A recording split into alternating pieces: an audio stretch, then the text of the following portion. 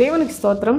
దేవుని యొక్క పరిశుద్ధ నామములో ప్రభువునందు ప్రియ సహోదరి సహోదరులందరికీ నా వందనములు తెలియజేస్తూ ఉన్నాను. ప్రేమ కలిగిన తండ్రి, ఈ లోకమందు మన క్రైస్తవ జీవితము అది గమ్యానికి చేరడానికి లేక నిత్య జీవము మనందరము పొందునట్లుగా ఆయన అనేక విధములుగా మనకు సహాయపడుతూ ఉన్నాడు. ఎందుకంటే ఈ లోకం చూస్తే అపవాది యొక్క అధికారంలో మరి వాడి ఏలుబడిలో పనిచేస్తూ ఉంది. లోకమంతా ఎటు చూసినప్పటికీ చాలా వికృతమైన క్రియలతో నింపబడుతూ ఉంది దినదినానికి. అయితే లోకంలో నుండి ప్రభు తన వారిని ప్రత్యేకపరిచి ఆయన రాజ్య సంబంధులుగా మార్పు చేయడానికి మనకు పరిశుద్ధ అపోస్తుల యొక్క సంగతులు, వారు బోధించిన బోధ చాలా స్పష్టంగా మనకు తెలియచేస్తూ ఉన్నాడు. అందును బట్టి దేవునికి స్తుతులు చెల్లిద్దాం. అయితే అపోస్తులుడైన పౌలు కొరింథీయులకు రాసిన మొదటి పత్రిక 9వ అధ్యాయం 27వ వచనం చదువుకుందాం. గాలిని కొట్టినట్టు నేను పోట్లాడుటలేదు, కానీ ఒకవేళ ఇతరులకు ప్రకటించిన తరువాత నేనే భ్రష్టుడనైపోదునేమో అని నా శరీరమును నలుగగొట్టి దానిని లోబరుచుకొనుచున్నాను అని చెప్పాడు. క్రైస్తవ జీవితం అనేది ఏదో సంతోషంగా సరదాగా గడిచేది కాదు. ఈ లోకంలో శరీరాన్ని సంతోషపెట్టుకునేది క్రైస్తవ జీవితం కాదు. శరీరము దాని యొక్క కోరికలు నెరవేర్చుకుంటూ శరీర సంబంధమైన దురాశలతోటి, శరీర సంబంధమైన గొప్పలు, జీవపు డంబముతో బ్రతికేది క్రైస్తవ జీవితం కాదండి. నిజముగా దినదినము భక్తుడైతే చెప్తాడు, దినదినము నేను చనిపోతున్నాను అంటాడు. అంటే ఎంత నలిగిపోతూ ఉన్నాడో అనేకులకు స్వార్థ ప్రకటించడానికి అపోస్తుడైన పౌలు తన స్వానుభవాన్ని లేఖనాల్లో చక్కగా వ్రాసిపెట్టాడు. అయితే ఆయన దేవుని యొక్క పరిచర్య చేస్తూ ఉన్నాడు.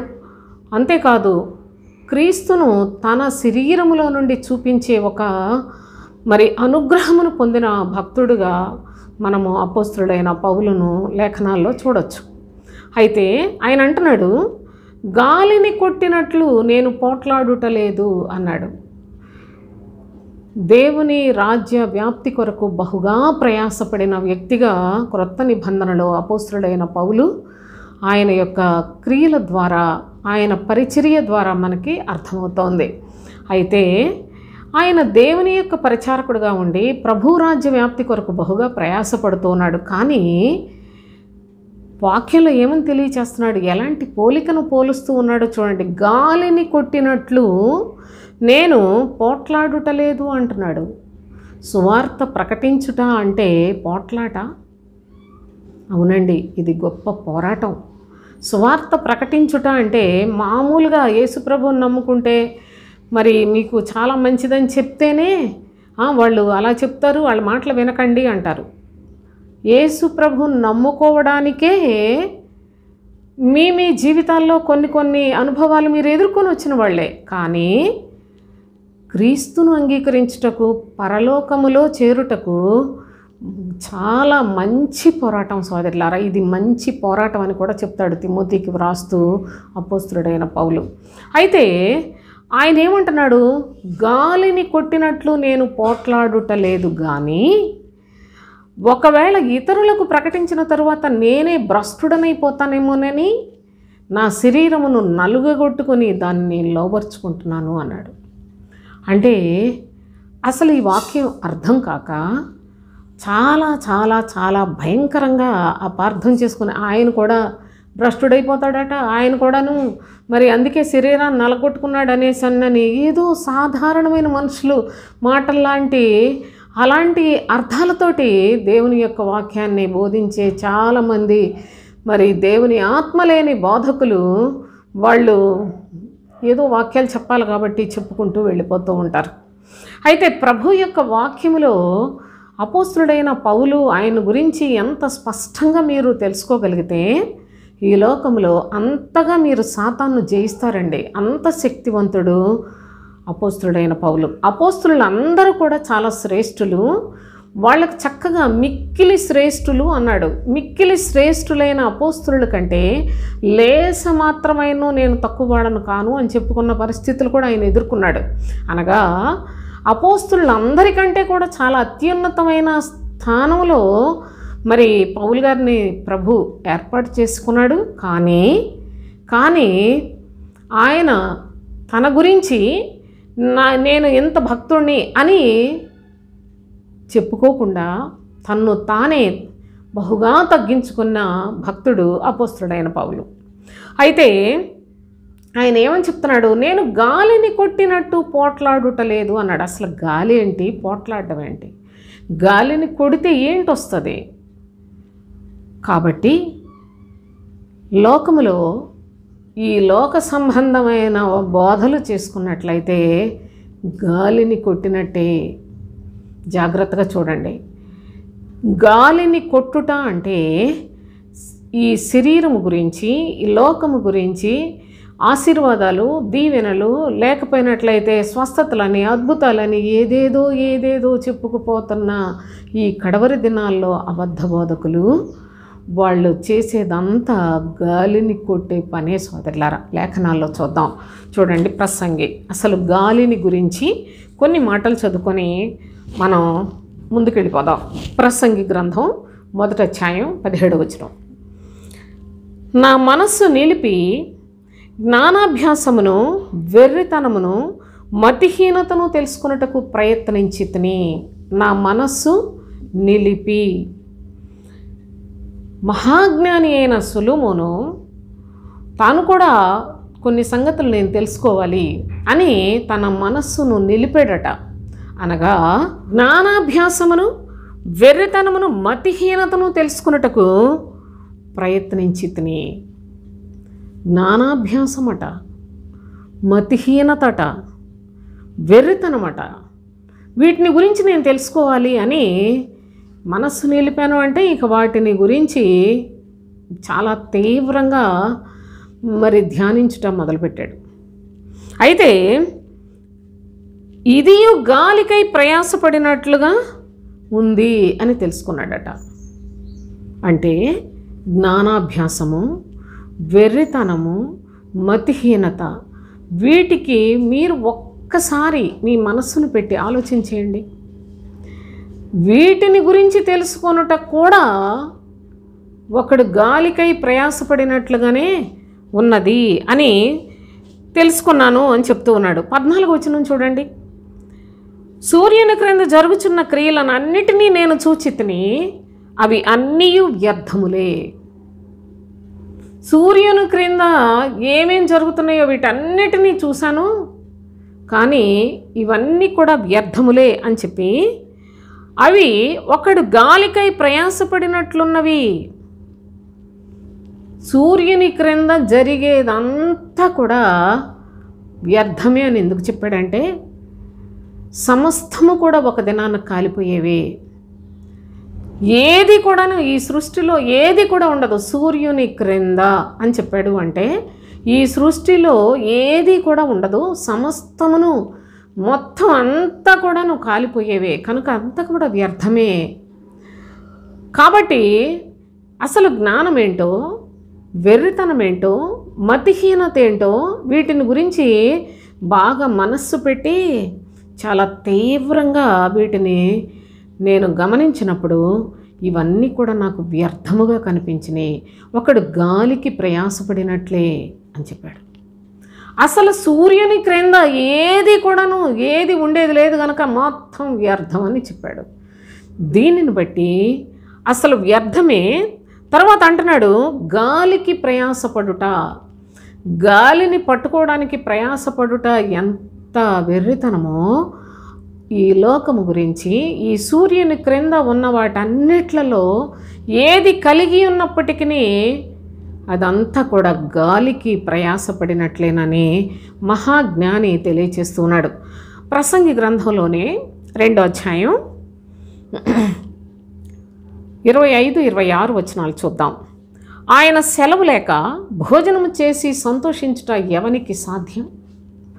ఆయన సెలవు లేక భోజనము చేసి సంతోషించుట భోజనం చేయుట, సంతోషించుట అసలు దేవుని యొక్క అనుమతి లేనిదే అది ఏ మనుషులకు సాధ్యం కాదని తెలియచేస్తున్నాడు మహాజ్ఞాని. అది ఏదో ఈ కాలంలో పిచ్చి మొక్కలు విస్తారంగా మొలుస్తాయి చూడండి. సహజంగా పనికొచ్చేవి చాలా శ్రమతోటి కష్టపడి పెంచుకోవాలి. అలాగే ఈ పిచ్చి మాటలు మాట్లాడే పిచ్చి మొక్కలు లాంటి వాళ్ళు చాలా కుప్పల మంది బయలుదేరిపోయి ఏదో బైబిల్ని వ్యతిరేకించి, బైబిల్ని దూషించి, బైబిల్ని విమర్శ చేసి, బైబిల్ అంతా ఏదో ఒక పనికిరాని గ్రంథం అని మాట్లాడుతున్న ఈ కాలములో ఉన్న ఈ పిచ్చి మొక్కలు భయంకరమైన శాపానికి వాళ్ళు ప్రయాసపడుతూ ఉన్నారు. కానీ దేవుని యొక్క లేఖనాల్లో అసలు ఒక మనుష్యుడు భోజనము చేసి సంతోషంగా ఉండాలంటే అది ఎవరికైనా సాధ్యమేనా?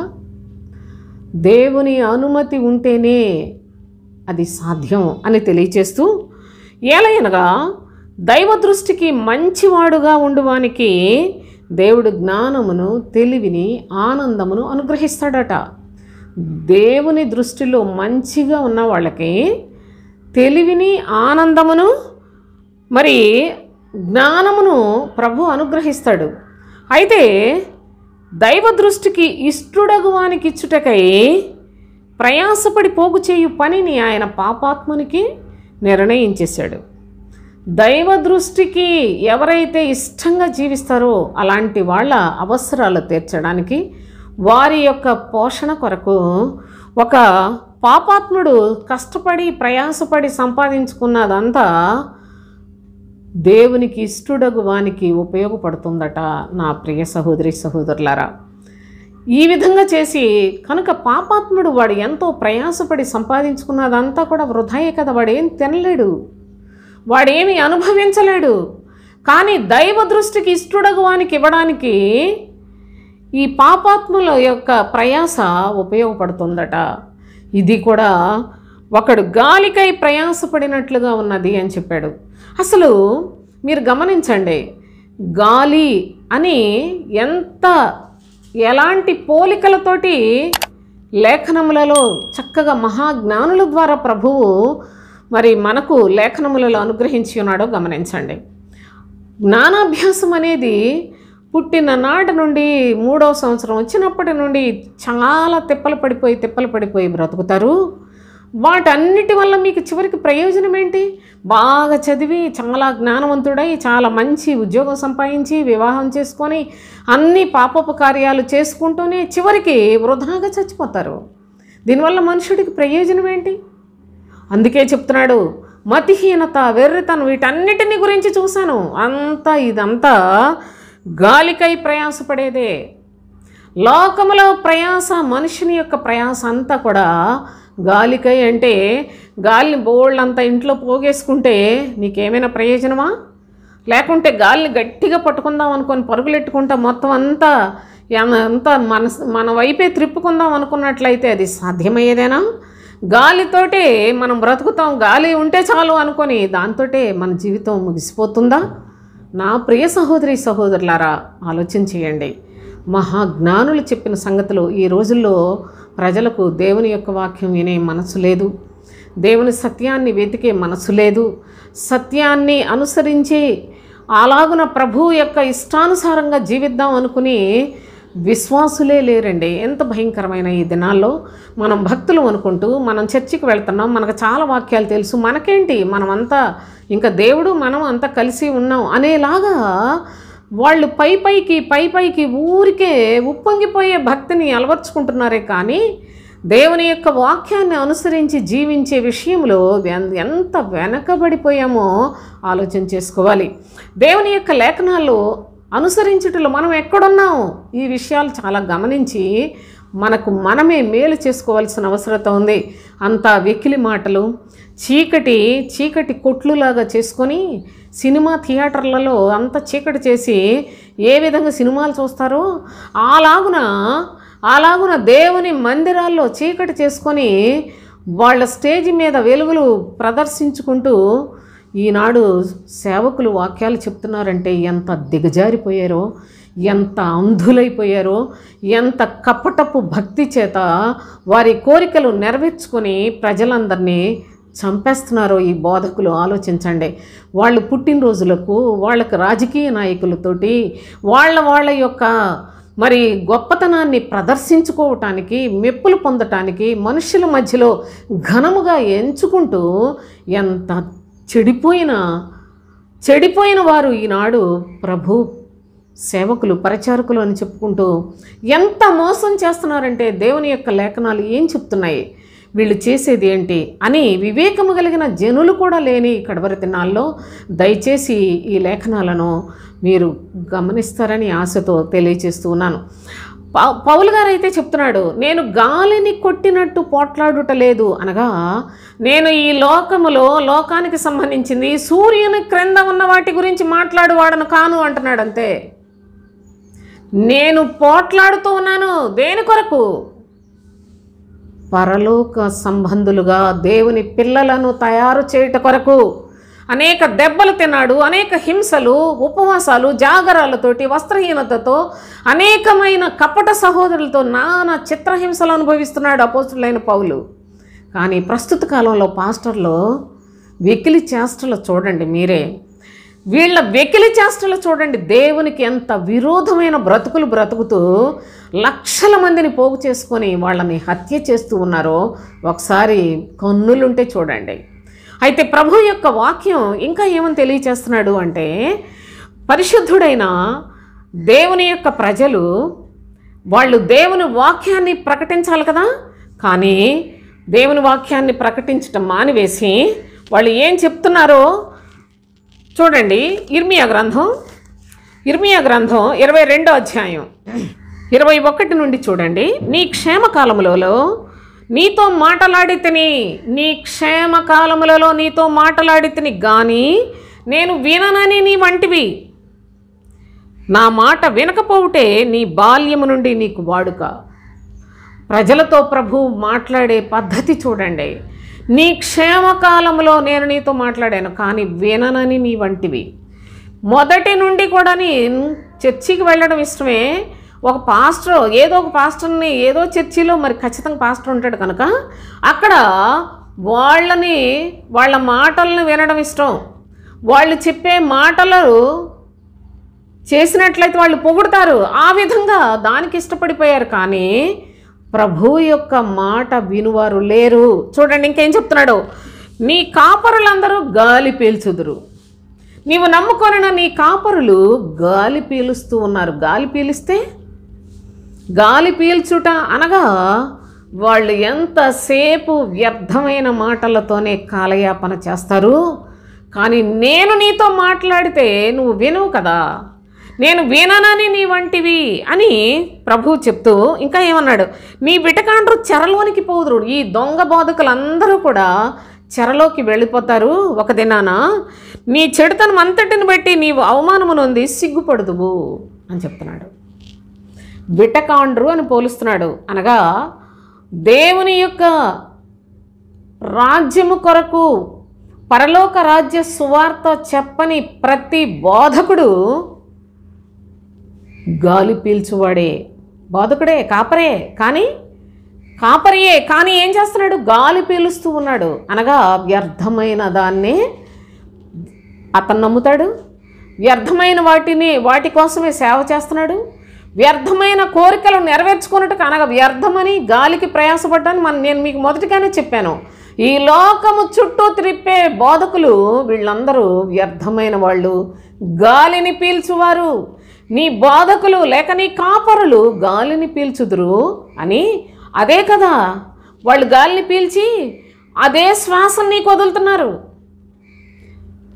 ప్రభు అయిన దేవుడు, సృష్టికర్త అయిన తండ్రి, సృష్టికర్త నరుని నిర్మించి వారిలో జీవవాయువును ఊదగా నరుడు జీవాత్మాయను అని చదువుతాం. అలాగే ఇక్కడ కూడా లేఖనములో ఏమని చెప్తున్నాడంటే, బోధకుడు గాలిని పీల్చువాడైతే అక్కడికి వచ్చిన వాళ్ళందరికీ కూడా ఆ గాలి మాటలే కదా చెప్తాడు. అతను ఏది పీలుస్తున్నాడో అదే కదా మాట్లాడతాడు. నా ప్రియ సహోదరి సహోదరులారా, జాగ్రత్తగా ఆలోచించేయండి. కనుకనే ప్రభు అంటున్నాడు, అలాంటి లోకం చుట్టూ త్రిప్పే ఈ బోధకులు, గాలిని పీల్చే ఈ బోధకుల మాట నువ్వు వింటున్నావే, వాళ్ళు చెప్పినట్లు చేస్తున్నావే, నేను చెప్పినట్లు వినవు నువ్వు అని. అంతేకాకుండా నీ విటకాండ్రు అన్నాడు. అందుకనే వాళ్ళ మీద నీకున్న మమకారం, అభిమానం, గౌరవం నా ఎడల, నా వాక్యం ఎడల లేదు అని ప్రభు అంటున్నాడు. నీ విటకాండ్రు అందరూ కూడా చెరలోనికి పోవుదురు. అప్పుడు నీ యొక్క బ్రతుకు కూడా నీ చెడుతనమును బట్టి అవమానం పొందుతావు, సిగ్గుపరచబడతావు. ఇదే ఈనాడు క్రైస్తవులందరికీ సంభవించేది ఇదే సోదరులారా. ఎందుకంటే వాళ్ళకు దేవుని యొక్క వాక్యము కన్నా బోధకుడని చెప్పుకొని తనకు తానే వచ్చినట్లయితే అలాంటి బోధకులకు వీళ్ళు బానిసలుగా బ్రతుకుట మనం కన్నులారా చూస్తూ ఉన్నాం. వీళ్ళు తమ స్వకీయ దురాశల కొరకు తమ కొరకు బోధకులను పోగు చేసుకుంటున్నారు. వీళ్ళు దురద చెవులు కలిగిన వారు అని అపోస్తులైన పౌలు చాలా తేటగా చెప్పిన సంగతులు కూడా లేఖనముల్లో స్పష్టంగా ఉన్నాయి. కనుక వీళ్ళంతా కూడాను శరీర సంబంధమైన ముచ్చట్లకి, శరీర సంబంధమైన లాభం లేకపోయినట్టు క్షేమం కొరకు ఆశించి దేవుని యొక్క మందిరములలో దేవునికి విరోధులుగా బ్రతుకుతున్నవారు, దేవుని వాక్యానికి భయపడేవారు లేరు అని లేఖనాలు తెలియచేస్తూ ఉన్నాయి. నీవు నా మాట వినకపోవుటయే నీకు బాల్యము నుండి వాడుక అన్నాడు. అంతేకాదు నీ కాపరులు గాలి పీలుస్తారు అని చెప్పాడు. ఆ గాలి పీల్చి వాళ్ళు వదులుతున్నారు కదా, అనగా వాళ్ళు శరీర సంబంధమైన మాటలు, లోక సంబంధమైన మాటలతోటి, వ్యర్థమైన మాటలతోటి కాలక్షేపం చేస్తుంటే దానిలో బహుగా సంతోషించి చాలా భక్తి కలిగిన వారు అనుకుంటున్నాం.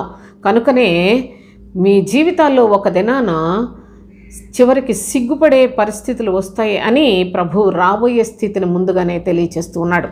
అంత మాత్రమే కాదు, దేవుని ప్రజల స్థితి కూడా ఎలా ఉంది అంటే, హోషేయ ద్వారా ప్రభు అయిన తండ్రి తెలియచేసిన మాటను మనం జ్ఞాపకం చేసుకుందాం. హోషేయ గ్రంథం 12వ అధ్యాయం 1వ వచనం చదువుకుందాం. ఎఫ్రాయిం గాలిని మేయుచున్నాడు, కాపరులు గాలిని పీలుస్తూ ఉన్నారు. ఎఫ్రాయిం అనగా దేవుని యొక్క ప్రజలకు ఒక నామకరణం, అది ఒక పేరు సోదరులారా. వీళ్ళని అంటున్నాడు కదా, ఎఫ్రాయిము గాలిని మేయుచున్నాడు అన్నాడు. కాపరులు గాలిని పీలుస్తూ ఉంటే వాళ్ళు పీల్చిన ఆ యొక్క గాలిని వాళ్ళు అదే ప్రజలకు తెలియచేస్తూ ఉంటే దేవుని సన్నిధికి వెళుతున్న ప్రజలు కూడా ఆ గాలిని మేయుచున్నారు అని రాశాడు. అదే వీళ్ళ ఆహారం. ప్రభువైన యేసుక్రీస్తు పరలోకంలో నుండి దిగివచ్చి నా శరీరము మీకు ఆహారము అని చెప్పాడు. పితరులు మన్నాను తిని చనిపోయారు, ఈ ఆహారం తినవాడు ఎల్లప్పుడూ జీవిస్తాడు అని ఆయన శరీరం గురించి చెప్తే, ఆయన శరీరం తినేస్తాడా, ఎలా తింటాం అని కొందరు, ఆయన శరీరం తినాలంటే ఇది చాలా కఠినంగా ఉంది అని మరికొందరు, ఇతను ఏదేదో చెప్తున్నాడు, ఇతను బాగా పిచ్చిపట్టింది అని మరికొందరు భావించారే కానీ ప్రభు మాటను గ్రహించిన వారు ఎందరు? చివరికి 12 మంది శిష్యులు మిగిలారు. అందరూ ఎటువంటి వెళ్ళిపోయారు ఈ మాట చెప్పగానే. నా శరీరం తిని నా రక్తం త్రాగువాడు నిత్యజీవము కలవాడు అనగానే అందరూ వెళ్ళిపోయారు. 12 మంది మిగిలారు. మీరును వెళ్ళిపోవాలనుకుంటున్నారా అని ప్రభు అడిగితే, మేము ఎక్కడికి వెళ్తామయ్యా, నిత్య జీవపు మాటలు కలిగిన వాడవు నీవేనని పేతురు చెప్పలేదా? 12 మందిలో ఒకడు సాతానని ప్రభు చెప్పలేదా? నా ప్రియ సహోదరి సహోదరులారా, జాగ్రత్తగా లేఖనాలను తెలుసుకోనండి. ఇక్కడ ఏమంటున్నాడు? ఎఫ్రాయిము గాలిని మేయిచున్నాడు. ఎవడన్నా మామూలుగా గాలిని తింటాడా? లోకంలో అసలు ఈ భాష లోకానికి అందుతుందా? ఎవరైనా సరే గాలిని తినేసి బ్రతికేవాడు ఎవడైనా ఉన్నాడా? అయితే ఎందుకు ఈ మాట మరి ప్రభు తెలియచేస్తున్నాడు? కేవలము దేవుని యొక్క ప్రజలు వ్యర్థమైన వాటి చుట్టూ తిరుగుతున్నారు. ఏదో జ్ఞానం అనుకుంటున్నారు, ఏదో భక్తి అనుకుంటున్నారు, ఏదో మా పాస్టర్ గారు మాకు చెప్తున్నారు అనుకుంటున్నారు. కానీ అతను చెప్పేది వాక్యమేనా, గాలి మాటలా? ఆలోచించారు ఎప్పుడైనా? సత్యవాక్యమేనా? ప్రభువేమో క్రీస్తు వాక్యము మీలో సమృద్ధిగా ఉండనీయుడి అంటాడు. కానీ ప్రజలు చూసినట్లయితే గాలి మేయుటకు అలవాటు పడిపోయారు. ప్రజలు గాలి మేస్తున్నారు, ప్రవక్తలు గాలి పీలుస్తూ ఉన్నారు. ఎంత ప్రమాదకరమైన స్థితి క్రైస్తవ్యంలో ఉందో, ప్రవక్తల ద్వారా ప్రభు అయిన తండ్రి ఏనాడు వ్రాయించిన సంగతులు. ఇవేదో నేను కావాలని ఏదో ఆలోచన చేసుకొని చెప్పే సంగతులు కాదు. పరిశుద్ధాత్మ దేవుని యొక్క మనస్సు ఎవరిలో ఉందో వారికి చాలా చక్కగా అర్థమయ్యే సంగతులు సోదరులారా. ఇవి ప్రభువు యొక్క సంగతులు, ఇది పరిశుద్ధుని యొక్క సంగతులు. కనుక బహు జాగరూకులై ఉండి ఈ లేఖనాలను మనసును పెడతారని నేను మీకు వేడుకొని ప్రాధేయపడుతూ తెలియచేస్తున్నాను. అయితే మరి దుష్టులు వారి యొక్క స్థితి ఎలా ఉంటుంది అంటే చూడండి, కీర్తనల గ్రంథం 1వ కీర్తనలో 4వ వచనం చదువుకుందాం. దుష్టులు అలాగున నుండక, అనగా దేవుని యొక్క ప్రజల్లాగా దుష్టులు ఉండరు, గాలి చెదరగొట్టు పొట్టు వలె ఉందరు. గాలి చెదరగొట్టు పొట్టు. దుష్టులు చూడండి ఎన్ని విధాలుగా ప్రభువు గాలిని ఉపమాన రూపకముగా మాట్లాడుచు మనకు లేఖనాలు తెలియచేస్తున్నాడు. దుష్టులు గాలి చెదరగొట్టు పొట్టు వలె ఉంటారు అంటూ దేవుని యొక్క సన్నిధిలో దుష్టులు అంటే మీరెవరో లోకస్తులు అనుకోకండి, అబద్ధ బోధకులే ఈ దుష్టులు. దుష్టుడు అపవాది. వాడు ఇప్పుడు మోసం ఎలా చేస్తున్నాడు? సాతాను మోసగాడు. వాడు ఎలా మోసం చేస్తున్నాడంటే లోకస్తులు విగ్రహారాధికులు వీళ్ళందరూ వాడి వశమే కాబట్టి వాడికి ఏమి ఇబ్బంది లేదు. అయితే వాడు మోసం ఎలా చేస్తున్నాడంటే చర్చీలు కట్టించి ఆ చర్చీల్లో పాస్టర్లను అపాయింట్ చేసినట్లుగా వాడే ప్రభువు నామంలోనే ప్రభువు యొక్క పిల్లలను మోసం చేస్తున్నాడు. కనుకనే ఇది ఆశ్చర్యము కాదు, సాతాను తానే వెలుగుదూత వేషము ధరించుకొనుచున్నాడు. కనుక వాని పరిచారకులు నీతి పరిచారకుల వేషము ధరించుకొనుట గొప్ప సంగతి కాదు. మీరేం ఆశ్చర్యపోవద్దు, ఇది సత్యం. సాతానే వెలుగుదూత వేషం వేసుకున్నాడు. అనగా వెలుగుదూత వాడు అసలు చీకటి కదా. వెలుగుదూత అంటే దేవుని యొక్క సేవకుడి రూపంలోకి వచ్చేసాడు. వాడు ఎలా చేస్తున్నాడంటే దేవుని నామంలోనైతేనే దేవుని నమ్ముకున్న వాళ్ళు మోసం చేయగలం కనుక ఇక వాడి పరిచారకులను తయారు చేసుకున్నాడు. వాళ్ళందరూ కూడా బయలుదేరిపోయి చర్చిలు కట్టి ఇదంతా దేవుని సేవ అని చెప్తూ దేవుని మందిరానికి రండి మీకు మేలు కలుగుద్దని చెప్తూ వచ్చిన వాళ్ళని వచ్చినట్లు హత్య చేస్తూ ఉన్నారు. ఈ ఘోరమైన మోసాన్ని తెలుసుకునేవారు ఎందరున్నారో నాకు తెలియదు, కానీ ఈ సత్యాన్ని లేఖనముల్లో ఎంత విస్తారముగా ప్రభువు రాశాడో. నేను జీసస్ ఈజ్ ద క్రైస్ట్ అనే యొక్క ఛానల్లో నుండి ఎన్ని సంగతులు మీకు నేను తెలియచేస్తూ లేఖనాలను చూపించి చెప్పానో మీరు దయచేసి కొన్ని వీడియోస్ చూస్తే ఈ ఛానల్ని మీరు సబ్స్క్రైబ్ చేసుకోనండి, చూడండి. ఇందులో ఎక్కడన్నా మీకు తప్పు దొరుకుద్దేమోనని చూడండి దయచేసి. నేర్చుకునే వాళ్ళైతే ఆహారం దొరుకుతుంది, తప్పు దొరుకుద్దేమోనని పోని వెతికి చూడండి. ఆ విధంగా చూసినా చివరికైనా మీకు మారు మనసు వస్తుందని నా ఆశ. కనుక దేవుని యొక్క పరిశుద్ధ లేఖనాలలో ప్రభు యొక్క వాక్యము చెప్తోంది, దుష్టులు గాలి చెదరగొట్టు పొట్టు వలె ఉంటారు.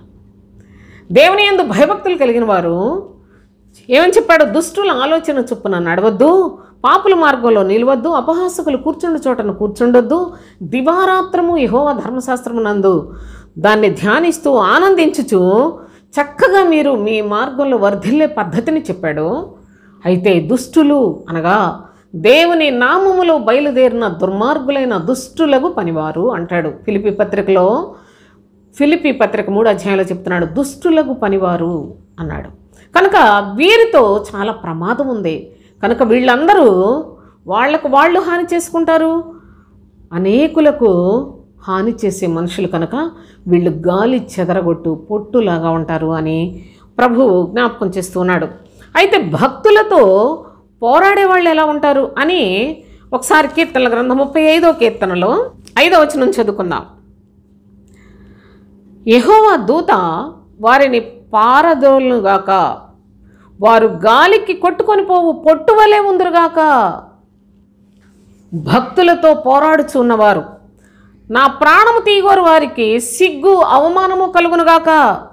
నాకు కీడు చేయని ఆలోచించువారు వెనుకకు మళ్ళింపబడతారు, వారు సిగ్గుపడతారు అని చెప్పి యెహోవా దూత వారిని పారద్రోలుతుంది. అంతేకాదు వారు గాలికి కొట్టుకొని పోవు పొట్టులాగా ఉంటారు అని తెలియచేస్తున్నాడు. భక్తులను బాధ పెట్టుట, భక్తులు అనగా భక్తులు అని బైబిల్ పట్టుకొని ఒక చర్చి పెట్టినంత మాత్రాన భక్తులు కారు.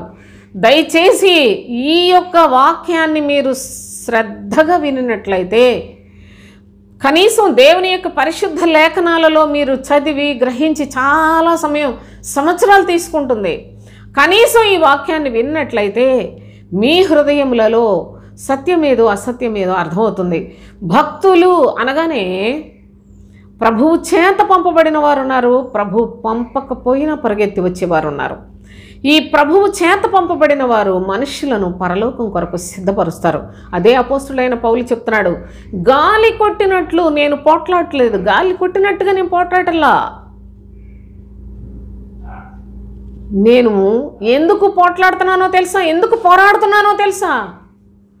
కేవలము క్రీస్తు రక్తము వ్యర్థము కాకుండా, క్రీస్తు శిలువ వ్యర్థము కాకుండా, ఆ శిలువ ద్వారా ప్రతి వారు నిత్య జీవం పొందటానికి, పరలోకంలో చేరటానికి, తండ్రి చిత్తము నెరవేర్చడానికి నేను పోట్లాడుతూ ఉన్నాను అంటూ ఉన్నాడు భక్తుడు.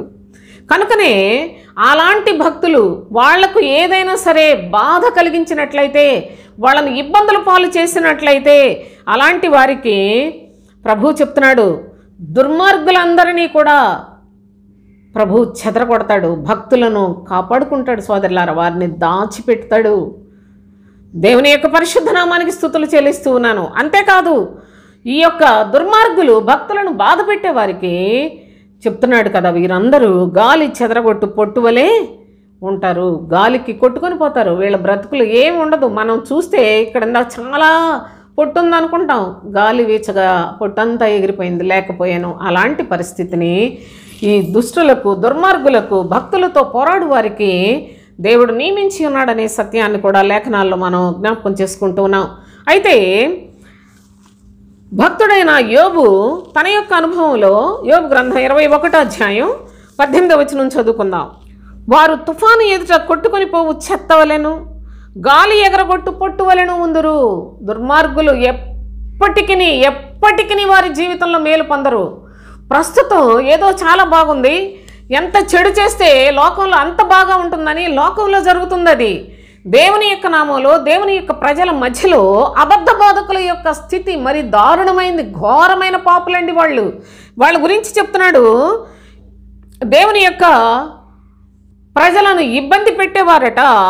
వారు తుఫాను ఎదుట కొట్టుకొని పోవు చెత్తవలే, గాలి ఎగరగొట్టు పొట్టువలే ఉంటారు అని మరి భక్తుడు కూడా తెలియచేసిన అనుభవాన్ని యోబు తన స్వానుభవంలో చూసిన వాటిని తెలియచేస్తూ ఉన్నాడు.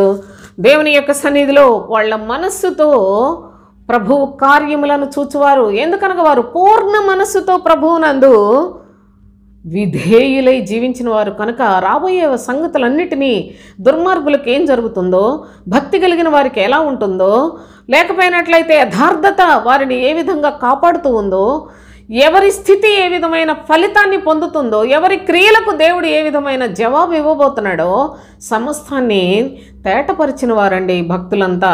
కనుకనే మన యొక్క ఆత్మీయ జీవితంలో కూడా బహు జాగరూకులమై జీవించాలి అని హెచ్చరిక చేస్తూ చూడండి, యోబు గ్రంథంలోని 16వ అధ్యాయం 3వ వచనం చదువుకుందాం. ఈ గాలి మాటలు ముగిసిపోయేనా? నీకేమి బాధ కలుగుడి చేత నాకు ఉత్తరం ఇచ్చుచున్నావు? భక్తుడైన యోబు బహుగా శ్రమలో ఉన్నాడు. కనీసం తన శరీరం అంతా క్షీణించిపోయింది. తన భార్య వచ్చి, ఎందుకయ్యా నువ్వు దేవుడు నీతి అనుకుంటున్నావు, కానీ ఏంటి కష్టాలు? ఒకవైపు బిడ్డలు చనిపోయారు, ఒకవైపు ఆస్తులన్నీ పోయాయి, మరొక వైపు ఆరోగ్యం పోయింది. కనీసం తను శరీరం అంతా దురదలు, గోక్కోవడానికి గోర్లు కూడా లేవు, చిల్ల పెంకులు తీసుకొని గోక్కునే పరిస్థితిలో ఉన్నాడు. ఎంత దీనమైన స్థితిలో ఉన్నాడో గమనించండి. ఇలాంటి పరిస్థితిలో ఉన్న భక్తుడు దేవుని యొక్క సన్నిధిలో ఎదుర్కొంటున్నాడు ఎన్నో శోధనలు, ఎన్నో భయంకరమైన శ్రమను ఎదుర్కొంటూ ఉన్న పరిస్థితుల్లో నువ్వేదో తప్పు చేసి ఉంటావు, అందుకే నీకు గతి, నువ్వేదో చేసి ఉంటావని తన స్నేహితులు ఊరికే మరి అలాగ భక్తుని మీద నిందలు మోపుకుంటూ మాట్లాడుతూ ఉన్నారు. ఆ సందర్భంలో భక్తుడు అంటున్నాడు, మీ గాలి మాటలన్నీ ముగిసిపోయాయా? అబ్బా, ఇంత శ్రమలో ఉన్నా ఇంకా పొగరు చావలేదు అన్నట్లుగా ఉంది ఆ మాట. చూడండి ఎలా రాశాడు, ఈ గాలి మాటలన్నీ ముగిసిపోయినా నీకేమి బాధ కలుగుడి చేత నాకు ఉత్తరం ఇచ్చుచున్నావు? మీరు మాట్లాడే అన్ని గాలి మాటలు అన్నాడు. గాలి మాటలు అంటే వారికంటే దేవుని దృష్టికి అంగీకారమైన భక్తుని మీద నిందలు మోపుట కూడా గాలి మాటలే సోదరులారా. ఒకడు గాలికై ప్రయాసపడినట్లుగా వీళ్ళు భక్తుడు ఎదుట కూర్చొని నోరు మూసుకొని మౌనంగా కూర్చున్న బాగుండు. ప్రతి క్షణం కూడా మాటలతో అతన్ని ఇంకా వేధించి బాధిస్తూ ఉన్నారు. ఎన్నిసార్లు బాధ పెట్టారంటే భక్తుడు చూడండి 19వ అధ్యాయంలో 1వ వచనం చూడండి. అంతటా యోబు ఇలాగూ ప్రత్యుత్తరం ఇచ్చెను, ఎన్నాళ్ళు మీరు నన్ను బాధింతురు? ఎన్నాళ్ళు మాటల చేత నన్ను నలుగగొట్టుదురు? 10 మారులు మీరు నన్ను నిందించిరి, సిగ్గులేక మీరు నన్ను బాధించెదరు అన్నాడు. 10 సార్లు. ఎన్నిసార్లు నన్ను ఎన్నాళ్ళ నుంచి నన్ను మీరు బాధ పెడుతున్నారో అని మాట్లాడుతున్నాడు. అందుకనే వారి మాటలు గాలి మాటలు. భక్తుడు దేవుని చేత స్వచ్ఛమైన స్ఫటికము వలె తయారు చేయబడుచు ఉన్న పరిస్థితుల్లో ఆ భక్తుడిని, నీకు శ్రమలు ఎందుకు వచ్చినాయో, నువ్వు తప్పుడోడివి, నీకెందుకు వచ్చినాయో, నువ్వు చెడ్డ పనులు చేస్తుంటావు, బయటికి బాగానే ఉంటావు, కానీ నువ్వేం చేసావు, అందుకే దేవుడు నిన్ను ఇలా మొత్తాడు, ఇలాగ మాట్లాడుతూ ఉన్నారు. కనుక ఆయన అంటున్నాడు, చాలా విశ్వాసి ఎప్పుడు ధైర్యంగానే ఉంటాడు. నిజముగా దేవుని యొక్క ఆత్మ కలిగిన వారు సింహముల వలె, నీతిమంతుడండి యోబు, నీతిమంతులు సింహము వలె ధైర్యంగా ఉంటారని లేఖనం చెప్తుందండి. అందుకే చెప్తున్నాడు, మీరు సిగ్గు లేకుండా నన్ను బాధ పెడుతున్నారు, ఎంతకాలం బాధ పెడతారు అని మాట్లాడాడు. అంతేకాదు, ఈ గాలి మాటలన్నీ ముగిసిపోయినాయా, ఏంటి మీకు బాధ కలిగిందని చెప్పి మీరు నాకు జవాబు చెప్తున్నారు అని, నా స్థితిలో మీరుండిన ఎడల నేనును మీ వలె మాటలాడవచ్చును, నేనును మీ మీద మాటలు కల్పింపవచ్చును, మీ వైపు చూచి నా తల ఆడింపవచ్చును. మీరు నా స్థితిలో ఉంటే అప్పుడు పరిస్థితులు వేరేగా ఉంటాయి. కానీ నేను శ్రమలో ఉన్నాను, మీలాంటి వారి చేత చెప్పించుకునే స్థితి నాది కాదు, మీలాంటి వాళ్ళ చేత బుద్ధి చెప్పించుకునే అంత భక్తిహీనుడను నేను కాను, మీరు అసలు ఎందుకు పనికొస్తారు నా దగ్గర అని మాట్లాడాడు. నిజానికి ఇంకా చాలా ఘాటుగా మాట్లాడతాడు యోబు. తన యొక్క అనుభవంలో వీళ్ళు రెచ్చగొట్టి అతన్ని ఇంకా ఎక్కువగా మాట్లాడించారు. మీరు ఒకానొకప్పుడు నా మందలకాయ కుక్కలతోటి సమానం అన్నాడు. ఒకటే మాట. నా ప్రియ సహోదరి సహోదరులారా, ఒక భక్తి కలిగిన వాడు శ్రమలో ఉన్నప్పుడు ప్రభు ఉద్దేశం ఏంటి? నా భక్తుడిని ఇంకా ఘనపరచాలి అని ఆయన ఉద్దేశం. ఇంకా ఘనపరచాలంటే అధికమైన శ్రమలు భక్తులకు ప్రభువే నియమిస్తాడు. కానీ అది చూసి వారికంటే భక్తుల కన్నా ఇంకా చాలా తక్కువ వాళ్ళు ఎగతాళిగా, అవకాశం వచ్చింది కదా, ఆయన బాధలో ఉన్నాడు కదా, ఎందుకు వస్తాయి బాధలు, పాపం చేస్తే బాధలు వస్తాయి, కనుక ఏదో ఒకటి నిందించి దూషించి చెడ్డ మాటలు మాట్లాడటం అనేది వాళ్ళు చాలా అల్పంగా భావిస్తారు. కానీ అవన్నీ కూడా వాళ్ళ మాటలన్నీ గాలి మాటలు.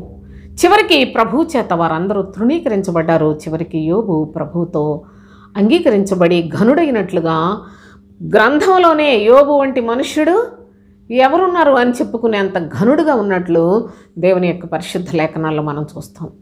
కనుకనే యోబు లాంటి భక్తుడిని కూడా విమర్శిస్తున్నారు. నీ జీవితంలో నీకంట యోగ్యులైన వారిని నీవు విమర్శించినట్లయితే నీ బ్రతుకు చాలా దయనీయంగా, చాలా చాలా భయంకరమైపోతుంది. ఆలోచించుకోనండి. అలాంటి వారు మాట్లాడే మాటలన్నీ కూడా గాలి మాటలే అనే సత్యాన్ని భక్తుడు ఇక్కడ మనకు తెలియచేస్తున్నాడు. అయితే దేవుని యొక్క మహాకృప చేత చూడండి, యెషయా భక్తుడు ఏమని చెప్తున్నాడంటే, యెషయా గ్రంథం 41వ అధ్యాయం 29వ వచనం చదువుకుందాం. వారందరూ మాయా స్వరూపులు, వారి క్రియలు మాయ, వారి పోత విగ్రహములు శూన్యములు, అవి వట్టి గాలి అయి ఉన్నవి అని చెప్పాడు. చూడండి, దేవుని ప్రజలకు వ్యతిరేకంగా మాట్లాడిన, దేవుని యొక్క భక్తుని కించపరిచి మాట్లాడిన, దేవుని యొక్క శ్రేష్టమైన సన్నిధిలో యథార్థముగా జీవించు వారిని అవమానపరిచి మాట్లాడిన ఇలాంటి వాళ్ళందరూ కూడాను అంత మాయ మాటలు మాట్లాడేవారే. విగ్రహములకు, ఇంకా చెప్తున్నాడు, విగ్రహములకు అర్పణ చేయుట, పూజలు చేయుట, ఇలాంటి పరిస్థితులు ఉన్న వాళ్ళందరూ కూడా మాయాస్వరూపులే. విగ్రహము అంటే నేను లోకంలో విగ్రహాల గురించి చెప్పటం లేదు. దేవుని యొక్క ప్రజలే విగ్రహములను ఏర్పాటు చేసుకొని ఉన్నారు. ఏంటి ఈ విగ్రహం అంటే? అబద్ధ బోధకుడే. ఈ అబద్ధ బోధకుడు దేవుని శక్తి లేనివాడు గనుక, వారి యొక్క నోట నుండి వచ్చే అన్ని గాలి మాటలే గనుక, ఈ గాలి మాటలు మాట్లాడేవన్నీ కూడా గాలికై ప్రయాసపడేదే, అంతా కూడా విగ్రహమే. వట్టిది విగ్రహం అంటే వట్టిది, అది శూన్యమైనది. అందుకే చెప్పాడు వాళ్ళు మాయా స్వరూపులు, వారి క్రియలు మాయ. మీ పాస్టర్లను చూడండి, వాళ్ళ క్రియలన్నీ మాయ, అంత మాయా స్వరూపులే. దేవుని సేవకులేరు ఎక్కడ? మాయాస్వరూపులు, వారి క్రియలు మాయ, వారి పోత విగ్రహములు శూన్యములు. మీరే మా పాస్టర్ గారు అంతా, మా పాస్టర్ గారు ఇంత, మా పాస్టర్ గారు అంత భక్తుడు, మా పాస్టర్ గారు ఎంతో అని చెప్పుకుంటారు. పాస్టర్ గారు ఎలా ఉండాలో బైబిల్ చెప్తుంది. పొగుడుకోవటం నీ వంతు, ఎందుకంటే నీ జ్ఞానం లేదు, గుడ్డి బ్రతుకుతున్నావు, నీకేమి మంచి చెడు విచక్షణ ఏనాడు నీ బోధకుడు నీకు నేర్పలా. చెడు మంచి, మంచి చెడు. ఎందుకనగా భక్తిహీనులకు అలాగే కనిపిస్తుందట. మంచి చెడుగా కనిపిస్తుంది, చెడు మంచిగా కనిపిస్తుంది. సత్యాన్ని వినరు. ఎవరో చెప్తున్నారు, మాకెందుకు, మా పాస్టర్ గారు, మా అయ్యగారు మా చెప్పిన మాకు బోల్డ్ సంగతులు అంటారు. పాస్టర్ గారు చెప్పే సంగతులు కాదండి, ప్రభు చెప్పే సంగతులు కావాలి. నాకు ఫలానా ఆయన నేను వాక్యం చెప్తుంటే నేను రక్షణ పొందాను అని చెప్తున్నాడు, ఒక పెద్ద పాస్టర్ అని చెప్పుకుంటున్నవాడు. ఆ పాస్టర్కి రక్షణ లేదు, ఇది చెప్పుకున్నవాడికి రక్షణ లేదు. ఎంత దారుణమైన పరిస్థితులు అంటే, ఎందుకనగా వాళ్ళ క్రియలు మాయ. వాళ్ళు ప్రభు నిమిత్తం కష్టపడి ప్రయాసపడి సిలువను వెంబడించి పరలోకానికి దారి చూపించడానికి దేవుని యొక్క పరిచారకులుగా పనిచేసేవారు కారు. వాళ్ళంతా మాయ మాటలు చెప్పి, మోసపు మాటలు చెప్పి, నోటికి చక్కని మాటలు చెప్పి, కలిపి చెరిపేడు మాటలు చెప్పి, ధనాపేక్షతో కూడిన బోధలు చెప్పి మీ బ్రతుకులను మాయ చేస్తూ ఉన్నారు. అందుకే వాళ్ళు మాయాస్వరూపులు అని చెప్పాడు. మాయాస్వరూపులు, వారి క్రియలు మాయ, వారి పోత విగ్రహములు శూన్యములు. మొత్తం మీ పాస్టర్లో ఏమి లేదు, అంత శూన్యమే. శూన్యం అంటే ఏమి లేదు. వాళ్ళకి అసలు దేవుని యొక్క సేవకుడు కాదు, దేవుని మాటలు రావు, దేవుని ఆత్మ లేదు, దేవుని కొరకు పనిచేసేవాడు కాదు, అది దేవుని సన్నిధి కాదు. కానీ నీవు మాత్రం విగ్రహాన్ని చాలా చక్కగా పోతపోసుకున్నావు. ఇది చర్చి, ఇది దేవాలయం, మా బోధకుడు, మా అయ్యగారు ఇంకా ఈ మధ్య కొత్త ఒక వింతలు వింటున్నామండి. ఇంకొకటి ఏంటో, మా అమ్మగారి దేవుడా అని ప్రార్థన చేయాలంట. కాకినాడ వాళ్ళు ఎవరో వచ్చి బయట అదొక వీడియో, ఆ వీడియో చూస్తుంటే అసలు గుండె బేజారెత్తిపోయింది, భయం వేసింది సోదరులారా. అమ్మగారి దేవుడా అని అనాలట, లేకపోయినట్టయితే ప్రార్థన చేయడానికి వీల్లేదంట. అసలు అమ్మగారి దేవుడు ఏంటండి? ఇంత దాసుల మనుషులు, ఇంత దేవుని యొక్క సన్నిధికి వెళుతున్న వాళ్ళు ఇంత బానిసలుగా చేసుకొని ఎక్కడికి వెళ్ళిపోతారండి? పాస్టర్లో వీళ్ళంతా ఎక్కడికి వెళ్ళిపోతారు? కనుక వీళ్ళంతా మాయా స్వరూపులు. వీళ్ళు చెప్పేది మాయ, వీళ్ళ క్రియలు, వాళ్ళ బ్రతుకుల్లో ఏ సాక్ష్యం ఉండదు, అంతా అబద్ధాలే. పోలీస్ స్టేషన్లు, పోలీసుల దగ్గరికి వెళ్ళిపోయి మేము అలాగని డబ్బులు ఉన్నవాళ్ళు వాళ్ళతోటి మీకు పోటీ అని ఇవా అండి దేవుని సేవలో జరిగే క్రియల? నా ప్రియ సహోదరి సహోదరులారా, ఒక్క ఆస్తి నీది కోల్పోయినప్పటికీ మీలో వ్యాజ్యం ఉండకూడదు అని చెప్పాడు నా ప్రభు చెప్పిన మాటలు బయటకు వెళ్ళలా. ఈ పనికి మాలిన పిచ్చి పాస్టర్ల మాటలన్నీ బయటకు వెళ్ళి ఆయన నామానికి దూషణ కలుగుతుంది. పిచ్చి చేష్టలు చేసేదేమో ఈ చెత్తగాళ్ళు, దేవుని నామానికి దూషణ కలుగుతోంది. అందుకనే ఎంత లేఖనాల్లో ఎంత చక్కగా వ్రాసాడో చూడండి. వారందరూ మాయాస్వరూపులు, వారి క్రియలు మాయ, వారి పోత విగ్రహములు శూన్యములు, అవి వట్టి గాలి అయి ఉన్నవి. మీరు పోత పోసుకున్న మీ విగ్రహాలు అనగా మీ అబద్ధ బోధకులు, మీరు పొగుడుతున్న మీ అబద్ధ బోధకులు, మీరు తయారు చేసుకున్న అబద్ధ బోధకులు, మీరు బోధకులను పోగు చేసుకుంటున్నారు. వీళ్ళందరూ పోత పోసిన విగ్రహాలు, అవి వట్టి మాయ, అవి గాలి, వట్టి గాలి అయి ఉన్నవి అని తెలియచేస్తూ ఉన్నాడు. ఇదంతా వట్టి గాలి. తెలుసుకున్నట్లయితే మీకెంతో మేలు. అయితే వెంటనే 42వ అధ్యాయంలో రాశాడు. 42వ అధ్యాయంలో రాశాడు, ఇదిగో నేను ఆదుకొను నా సేవకుడు, నేను ఏర్పరచుకొనిన వాడు, నా ప్రాణమునకు ప్రియుడు. ప్రవచనాన్ని రాశాడు.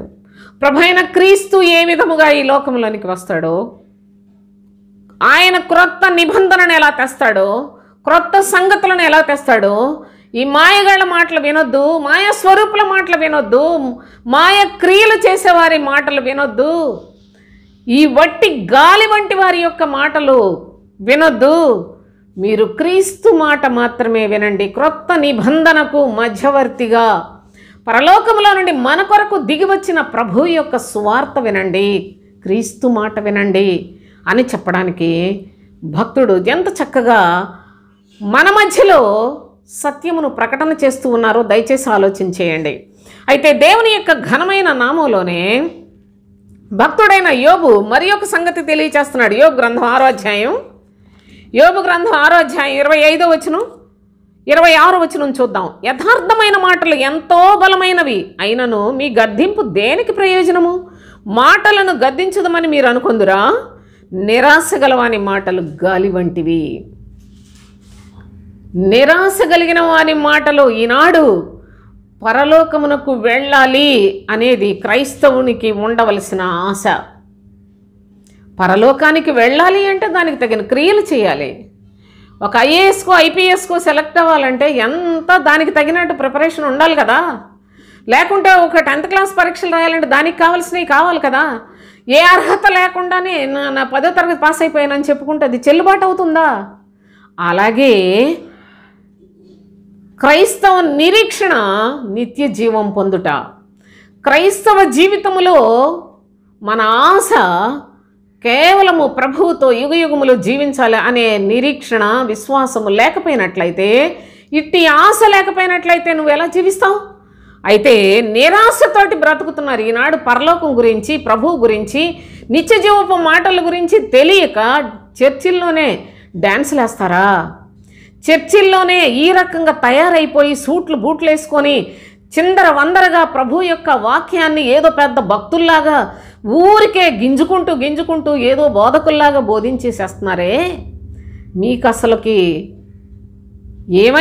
ఏమైనా పరలోకం గురించిన భయం ఉందా? క్రీస్తు మార్గము గురించి అసలు తెలుసా? క్రీస్తును వెంబడించాలి అనే సత్యాన్ని ప్రభు లేఖనంలో వ్రాయలేదా? ప్రతి దినము నీ సిలువను ఎత్తుకొని ప్రభువును వెంబడించమన్న సత్యం అందరితో చెప్పాడు కదా. అందరికీ తెలిసిన మాట కాదా ఇది? ఇవి ఎందుకు బోధించడం మానేసి మీ దురాశలను నెరవేర్చుకోవటానికి బోధకులైపోయారు? ఎంతమందిని మోసం చేస్తున్నారు?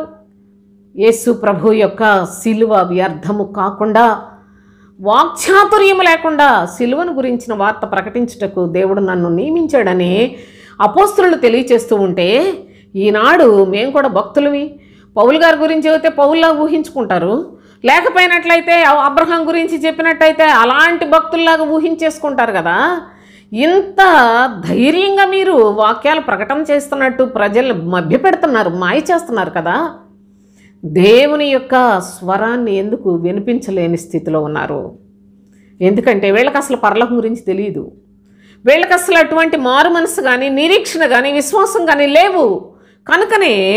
కనుకనే వీళ్ళు నిరాశ కలిగిన మాటలన్నీ గాలి మాటలే మాట్లాడతారు అని దేవుని యొక్క లేఖనాల్లో స్పష్టంగా చూడండి సోదరులారా. అంత మాత్రమే కాదు, మరి అపోస్తలులు వారి యొక్క అనుభవంలో ప్రభు అయిన యేసుక్రీస్తు శరీరధారిగా ఉన్నప్పుడు 12 మంది అపోస్తలులను ఏర్పాటు చేసుకున్నాడు కదా ప్రభు. అపోస్తలులు కూడా గాలి అనేది ఎంత ప్రమాదకరమైందో గమనించండి. మత్తయి సువార్త 14వ అధ్యాయం 25వ వచనం నుంచి చూడండి. రాత్రి 4వ జామున ఆయన సముద్రం మీద నడుచుచు వారి యొద్దకు వచ్చెను. ఆయన సముద్రం మీద నడుచుట శిష్యులు చూచి తొందరపడి భూతమని చెప్పుకొని భయము చేత కేకలు వేసిరి.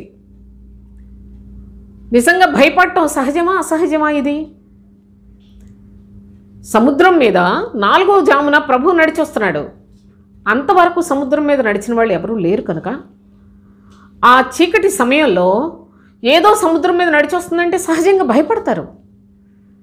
అయితే చూడండి, భయపడి కేకలు వేశారు. వెంటనే యేసు ధైర్యం తెచ్చుకున్నాడని చెప్పాడు. ఇది సహజము కనుకనే ప్రభువు వారిని ధైర్యపరిచాడు. ఇంతవరకు ఎన్నడూ జరగని సంగతి క్రీస్తు ద్వారా వారు నేర్చుకోవాలి కనుకనే ప్రభు అంటున్నాడు, సముద్రము మీద నడవటం ప్రభువుకే సాధ్యం. ప్రభు యొక్క మనుషులకు ఆయన యందు విశ్వాసం ఉంచిన వారికి సాధ్యమే అని నేను చెప్పాను అనుకోండి. పద, నీవేదో విశ్వాసం ఉంచిన దానిలో చెప్తున్నావు కదా, నిన్ను నడు, సముద్రం మీద ఎలా నడుస్తావో చూస్తాను అని మరి భిన్నమైన మాటలు మాట్లాడటానికి చాలామంది సిద్ధంగానే ఉంటారు. మనది ఇంకా ఎక్కువ మంది చూడరు కాబట్టి అంత విమర్శలు ఇంకా లేవు. కానీ చాలా అసలు ఈ మాట బయటికి చెప్తే ఇలాగే మాట్లాడతారు. అయితే దానికి నేను సమాధానంగా చెప్తున్నాను. ఏమనంటే, ఇప్పుడు సముద్రం ఏంటి? ఎక్కడో మనము సముద్రం ఉంది కదా, అక్కడికి వెళ్ళిపోయి దాని మీద నడువు చూద్దాం, నువ్వు దేవుని బిడ్డవో కాదానని ఇలాంటి పిచ్చి ప్రశ్నలకు కాదు సోదరులారా. ఇప్పుడు సముద్రము అంటే ఏంటి? యేసు ప్రభు నడిచాడు సముద్రం మీద. ఆయన దేవుని కుమారుడు. దేవుని కుమారుడు. వెంటనే పేతురును కూడాను చూడండి, ఈ మాట చదువుకుందాం. వెంటనే యేసు ధైర్యం తెచ్చుకునుడి, నేనే భయపడకుడి అని వారితో చెప్పగా, పేతురు, ప్రభువా నీవే అయితే నీళ్ల మీద నడిచి నీ యొద్దకు వచ్చుటకు నాకు సెలవిమ్మని ఆయనతో చెప్పాను. అయితే ప్రభు రమ్మన్నాడు. ఆయన రమ్మనగానే పేతురు దోణి దిగి యేసు దగ్గర వెళ్ళుటకు నీళ్ల మీద నడిచెను. పేతురు కూడా ఎంత నమ్మకాన్ని ప్రభు ఎడలా కలిగి ఉన్నాడో చూడండి. ప్రభువా నిజంగా నువ్వేనా? అయితే నీవే అయితే నన్ను కూడా నీళ్ల మీద నడిచొచ్చేలా చెయ్యి అన్నాడు. వెంటనే ప్రభువు రమ్మని పిలిచాడు. రమ్మన్నాడు కానీ దిగిపోతానేమో, రమ్మన్నాడు కానీ మరి ఆయన అవునో కాదో, నేను మునిగిపోతానేమో, ఇది అసలే సముద్రం అనుకున్నాడా? వెంటనే దోణి నుండి దిగి సముద్రం మీద నడిచాడు. అయితే ఈ సందర్భంలో చూడండి, నువ్వు నడు సముద్రం మీద అంటే ఇప్పుడు మనకు ప్రభు చెప్పింది ఏంటో తెలుసా? భక్తిహీనులు సముద్రం వంటి వారు. భక్తిహీనమైన క్రియలు ఏవి కూడా లేకుండా జీవించువారు ఈనాడు కేవలము క్రీస్తునందు విశ్వాసం ఉంచిన వారికి అది సాధ్యం. అయితే అలాగు జీవించువారు సముద్రం మీద నడుచువారితో సమానమే. సరే, ముందుకెళ్దాం. ఇక పేతురు ఎప్పుడైతే ఈ యొక్క అనుభవాన్ని పొందాడో, అయ్య బాబు నేను కూడా నీళ్ల మీద నడుస్తున్నాను అనుకుంటూనే చూడండి 30వ వచనం, గాలిని చూచి భయపడి మునిగిపోసాగి. సముద్రం మీద విపరీతమైన గాలి వస్తుంది. ఆ గాలిని చూచి మరి భయపడిపోయాడట. మునిగిపోతూ ఉన్నాడు. మునిగిపోసాగి ప్రభువా నన్ను రక్షించుమని కేకలు వేశాను. మునిగిపోయేటప్పుడు ప్రభువా నన్ను రక్షించు అన్నాడు. రమ్మనగానే నడిచి వచ్చాడంటే సామాన్యమైన విశ్వాసం. అతను మామూలు మనుషులకున్న విశ్వాసం కాదు, చాలా బలవంతుడే. పేతురు నీళ్ల మీద నడుస్తూ ఉన్నాడు, కానీ మనుష్యుడిగా భయపడిపోతూ ఉన్నాడు. ఎంత గాలి వస్తుంది, నేను మునిగిపోతానేమో అనుకుంటూ మునిగిపోతున్నాడు. వెంటనే ప్రభువా నన్ను రక్షించుము. గాలిని చూచి ఎందుకయ్యా నువ్వు భయపడుతున్నావు? చూడండి, వెంటనే యేసు చేయి చాపి అతను పట్టుకొని, అల్ప విశ్వాసి ఎందుకు సందేహపడితివని అతనితో చెప్పాను. వారు దోణి ఎక్కినప్పుడు గాలి అణిగెను. ఈ యొక్క అనుభవాన్ని నువ్వెందుకు భయపడ్డావు? ఎందుకు నీకు సందేహం వచ్చింది? నేను నీళ్ల మీద నడుస్తున్నానా, నేను కూడా నడుస్తున్నానా అనుకుంటూనే ఒక విధమైన భయం, ఒక విధమైన ఆందోళనతో ఉన్న పేతురు మనస్సు నీటిలో మునిగిపోతూ ఉంది. ఎందుకు సందేహపడ్డావు అని ప్రభు అతన్ని బలపరిచినట్లుగా దేవుని యొక్క లేఖనాల్లో చూస్తున్నాం. గాలి, నేను గాలిని కొట్టువాడను కాను. చూడండి, గాలిని కొట్టినట్టు నేను పోట్లాడుటలేదు అన్నాడు. ఇవన్నీ కూడా సందేహము అనేది, సందేహములు కలిగిన హృదయము గాలిని చూచి భయపడే హృదయమే. జాగ్రత్తగా చూడండి. లోకము చుట్టూ ఏదో జ్ఞానం, ఏదో పాండిత్యం, ఏదో మేధస్సు, ఏదో అంతరిక్షం, ఎంత గాలికై ప్రయాసయే. అందరూ కూడా మొత్తం శూన్యమే, మొత్తం కాలిపోయే లోకంలో సూర్యుని క్రింద ఉన్నదంతా కూడా ప్రయాసతో కూడింది. అంత ప్రయాసే. కానీ అది గాలికై ప్రయాసపడుటయే అని తెలియచేస్తూ ఉన్నాడు. కనుక దేవుని యొక్క పరిశుద్ధమైన లేఖనాల్లో మనం చూసినట్లయితే చాలా చాలా చక్కని అనుభవాలు ప్రభువు తన అపోస్తలుల ద్వారా మనకు చాలా తెలియచేశాడు సోదరులారా. ఆయన ఇంకా ఏమని చెప్పాడు? పేతురు రాసిన 2వ పత్రిక 2వ అధ్యాయంలో 17వ వచనం చూడండి. వీరు నీళ్లు లేని బావులను పెనుగాలికి కొట్టుకొని పోవు మేఘములనై ఉన్నారు. ఇక అబద్ధ బోధకుల గురించి చెప్తున్నాడు. పెనుగాలికి కొట్టుకొని పోవు మేఘముల్లాగా కనపడతారు, కానీ నీళ్ళు ఉండవు. మేఘము వస్తుంది అంటే వర్షం పడుతుందని మనకి అర్థమవుతుంది. అయితే మేఘాలే కానీ, అనగా పేరుకైతే దేవుని యొక్క సేవకులను చెప్పుకుంటున్నారు, కానీ నీళ్లు లేవు. వాక్యం లేని వాళ్ళు, వీళ్ళల్లో దేవుని యొక్క వాక్యం లేదు. కనుక వీరు పెనుగాలికి కొట్టుకొని పోవు నిర్జల మేఘములు అని తెలియచేస్తూ ఉన్నాడు. నీరు లేని మేఘములుగా అబద్ధ బోధకులను పోల్చి చాలా చక్కగా ప్రజలకు, దేవుని యొక్క పిల్లలకు అర్థం అవ్వాలని తండ్రి వ్రాసిన ఈ యొక్క సంగతులను దయచేసి జ్ఞాపకం చేసుకునండి. ఇంత బాగానే ఉంది. అపోస్తులైన పౌలు నేను గాలిని కొట్టినట్లు, చూడండి మనం చదువుకున్నాం కదా 9వ అధ్యాయం 1 కొరింథీ 9:27 వచనం.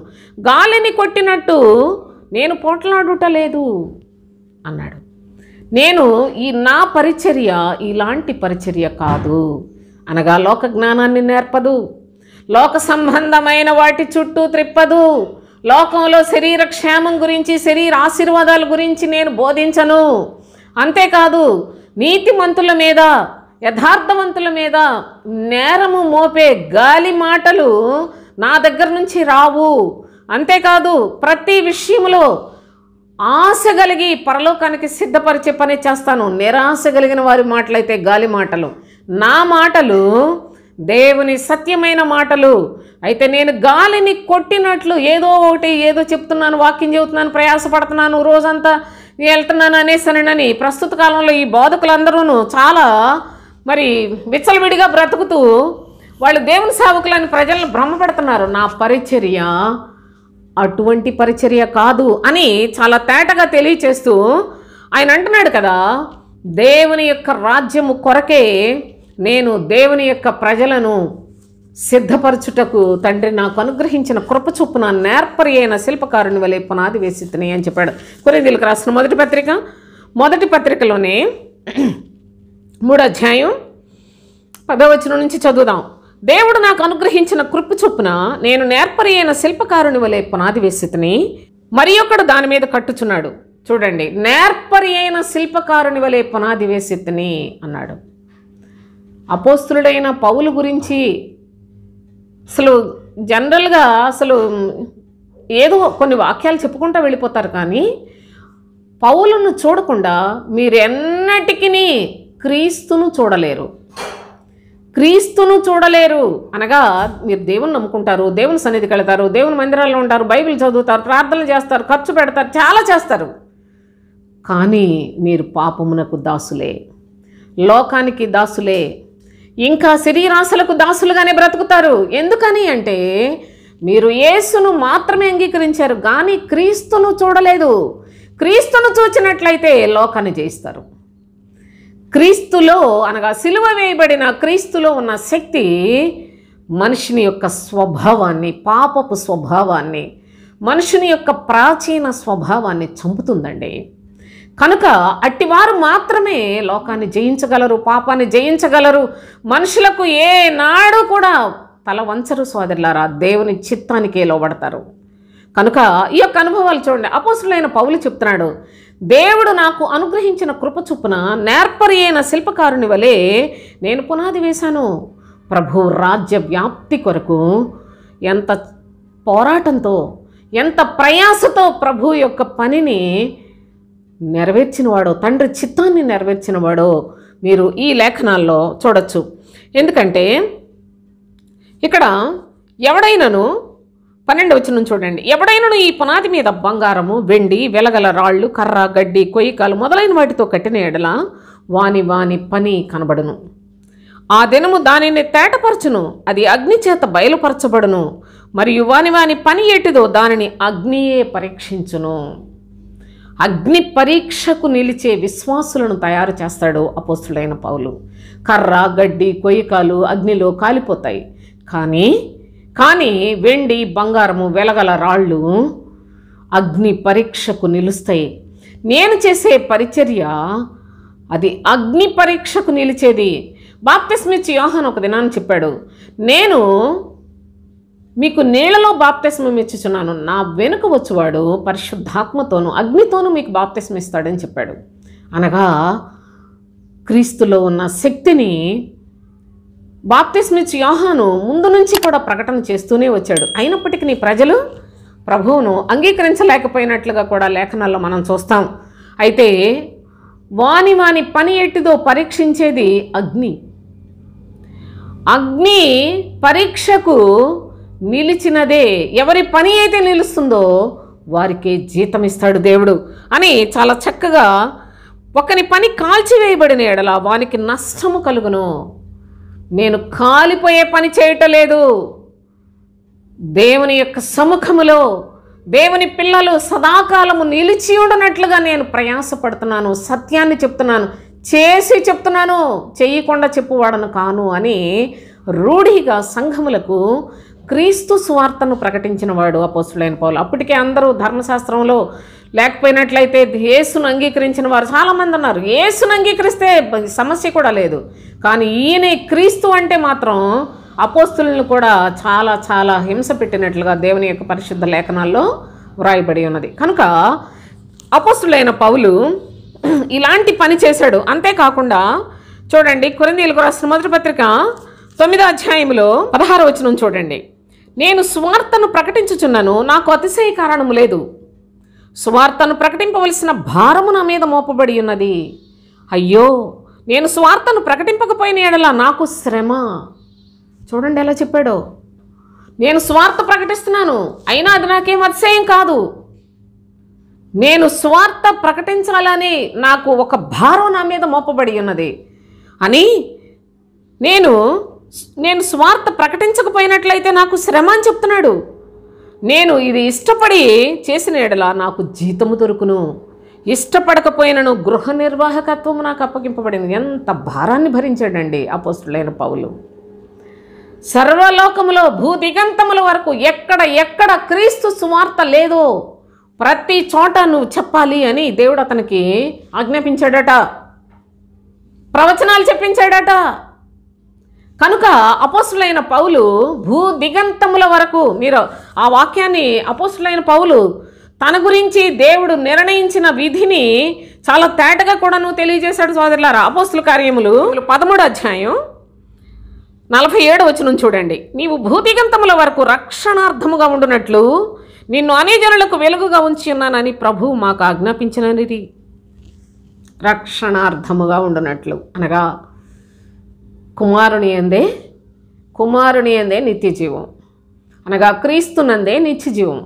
యేసు రక్షకుడుగా లోకంలోనికి వచ్చాడు, అభిషిక్తుడుగా శిలువ మరణం పొంది మీరందరూ నా దగ్గరికి వచ్చారు, పరలోకానికి కూడా దారి చూపిస్తున్నాను, పరలోకానికి రండి అన్నాడు.